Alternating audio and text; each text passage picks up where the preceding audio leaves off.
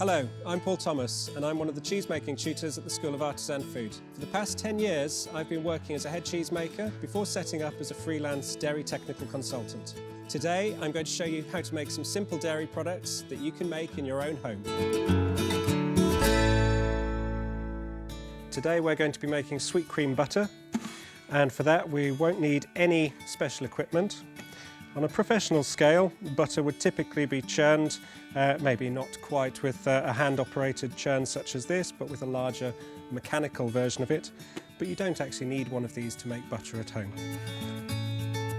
Without a butter churn at home, you can actually use a standard food mixer with a whisk attachment. We need nothing more complicated than double cream.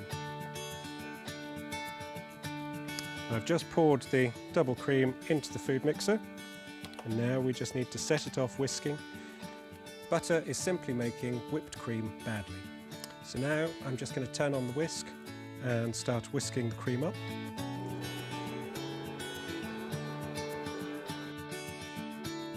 So every so often we just need to scrape down the sides of the bowl. We can see at this stage the butter grains are starting to form.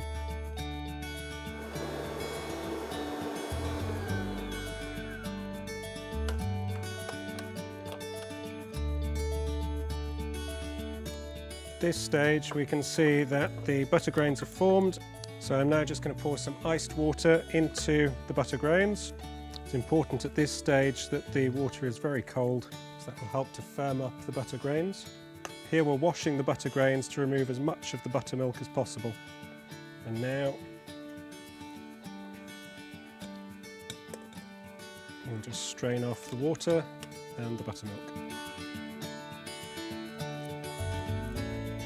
So an ordinary sieve is perfect for this job. You don't need any special equipment for butter making at home.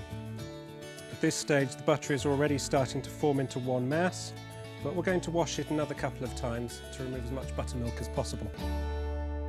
So having washed the butter a few times, we now have hard little grains, which is the butter fat. There's a lot of moisture in there, so we need to squeeze that off. So the next stage is actually to start working the butter and kneading all of the moisture out of it. Because I've used iced water, the butter is now very cold, which helps with the kneading process.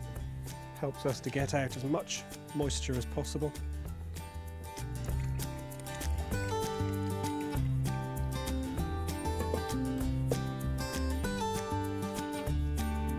At this stage I'm trying to work quite quickly to avoid letting my hands warm the butter up too much, which would cause it to start going greasy. If you do find that you overwork it, you could always just plunge it back into a little bit of iced water just to chill down again for a minute or two. So now we have one solid pat of butter, and at this stage you could use it unsalted, but some people like a little bit of salt in their butter. We typically add about 1 to 2% of salt, so we weigh the butter first of all, calculate 1 or 2% of that and add the salt. Once we've added the salt, we just knead it into the butter, making sure it's well mixed. The salt will act as a preservative, so the salted butter should last a little bit longer than unsalted butter. One of the hardest parts of making butter at home is getting enough moisture off it. There's no way that we can actually take off as much water as they would do in industrial production. But that's one of the reasons why homemade butter actually tastes great. So there, having mixed in the salt, we have one lump of homemade butter. So the flavour that you'll see on homemade butter is quite incredible.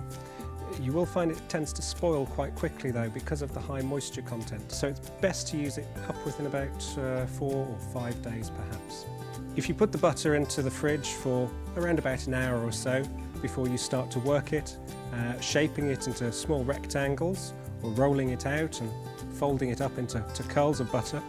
At this stage we could also add chives, we could add garlic, we could add chilies to make all kinds of flavoured butters.